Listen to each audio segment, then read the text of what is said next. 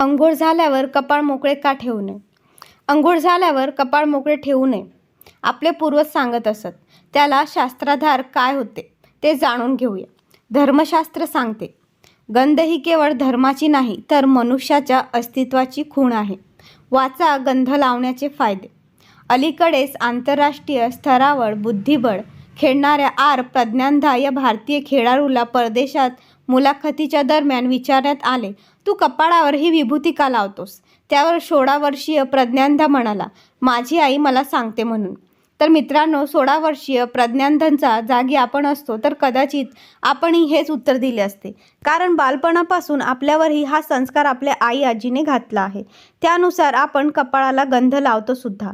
मात्र ते का लावावे किंवा ते लावल्याने होणारे फायदे कोणते, किती केवळ धार्मिक खूण आहे याबद्दल सविस्तर जाणून घेऊया. देहदेवाचे मंदिर असे आपण म्हणतो. ज्याप्रमाणे मंदिरात सर्वत्र ईश्वर व्यापून उरलेला असतो, त्याप्रमाणे देहातील रोमारोमात होणारे स्फुरण हे ईश्वरी भावाकडे खेचणारे असते.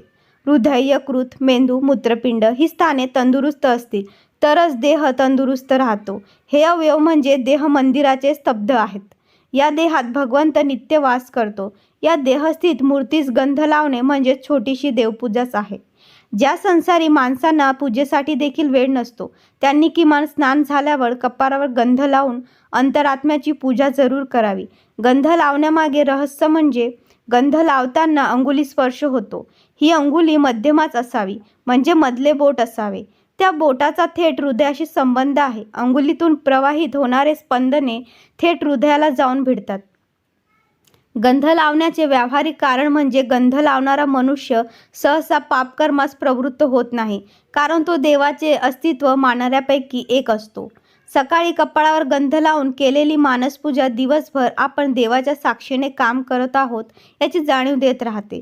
जणू काही आपल्या प्रत्येक घडामोडीवर बारकाईने लक्ष ठेवणारा तो CCTV कॅमेरा असतो आणि त्याचा ऑपरेटर हृदय सिंहासनावर विराजमान झालेला असतो.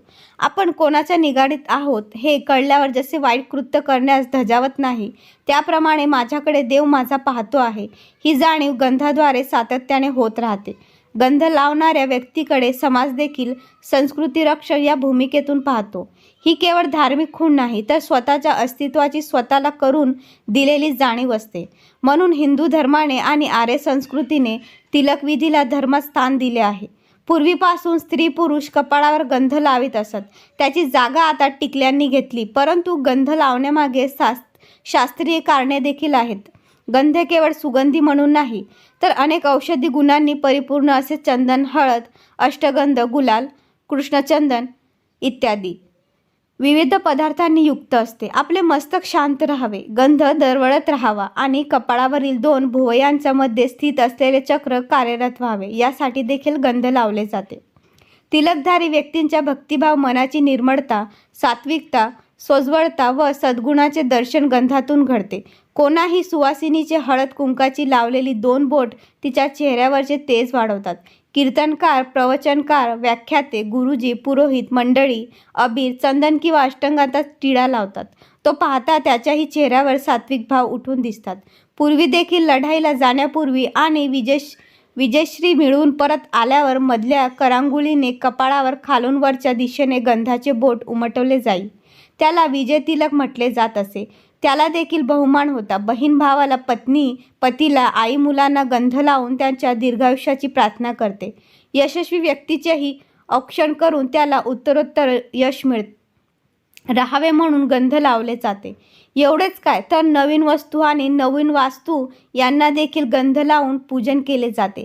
अशा रीतीने गंध लावून आपण आपल्या अस्तित्वाची ओळख ठेवावी आणि अंतपुरातील देवाची पूजा करून त्यांच्या साक्षीने सत्कार्य करीत राहावे. जय रामकृष्ण हरी.